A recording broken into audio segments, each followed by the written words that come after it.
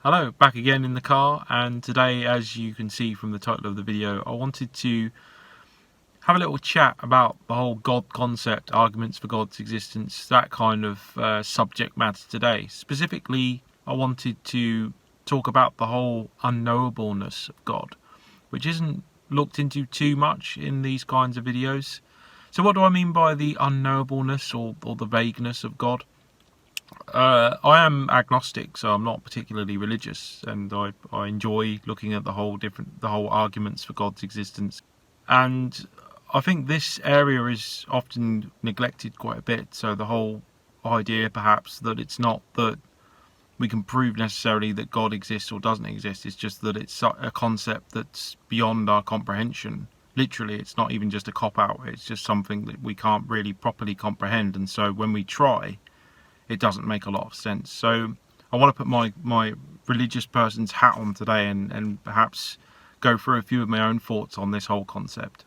The concept of God itself is a bit strange. So you look at to me anyway, the concept implodes when you really think about it. You have the whole paradoxes to do with God. The one I would focus on in this talk is the whole idea of an all-knowing God, so omniscience, and then the God knowing all ends and knowing all actions and things like that, and everything that you're going to do as a person, which I find rather strange, because then there's all these other attributes, at least in the whole Judeo-Christian religion of the monotheistic God, so it'd be all-knowing, all-powerful, omnibenevolent, all of the omnis, inside and outside the universe at the same time, which seems very contradictory and illogical.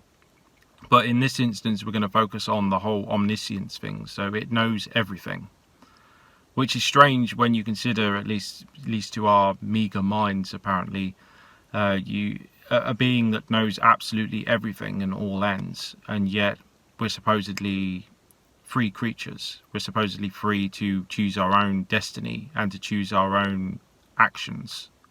At least in this life, we've been created. If we accept the whole narrative, we're created by God. And then we're going to set loose.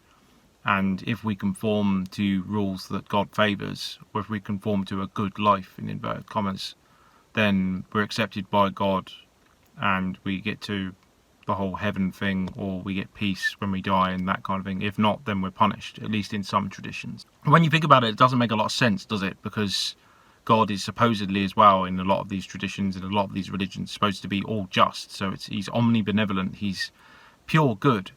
And a pure good God can't possibly be unjust or have any kind of unjust aspect to it. And to me, that seems profoundly unjust. So you have these beings that are supposedly free, and yet it knows exactly what you're going to do.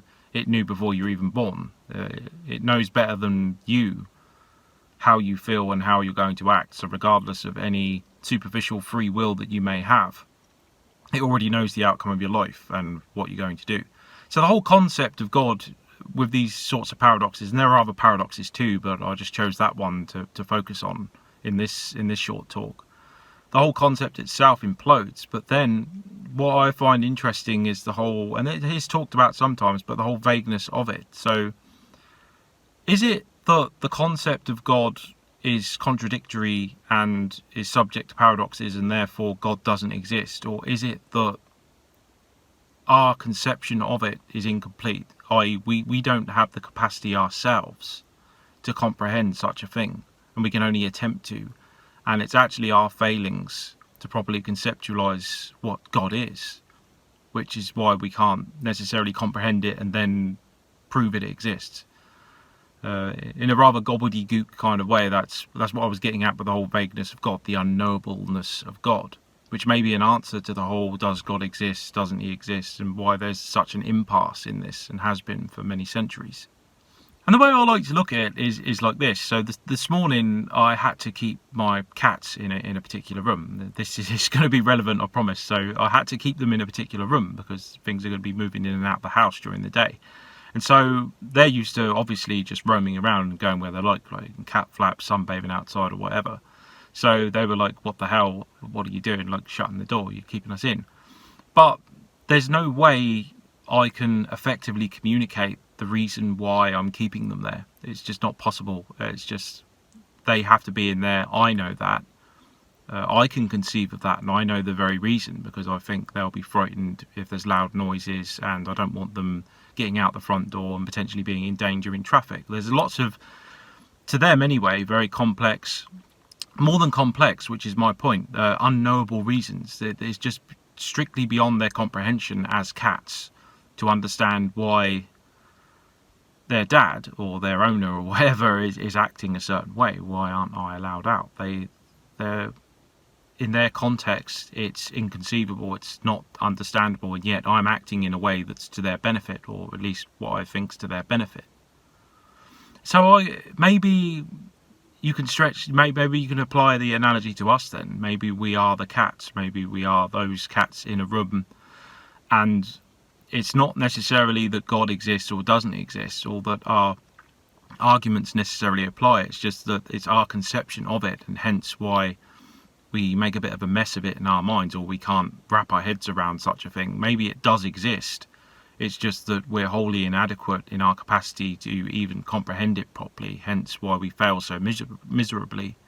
And I'll just give it another historical analogy too. So imagine something very modern like a jumbo jet or an aeroplane or something like that, and imagine trying to go back in time and explain that to a medieval dude. Like just go back in time, some sort of dirt farmer peasant, and trying to explain the concept of an aeroplane. I mean, you could twin it to sort of the idea of a bird, or like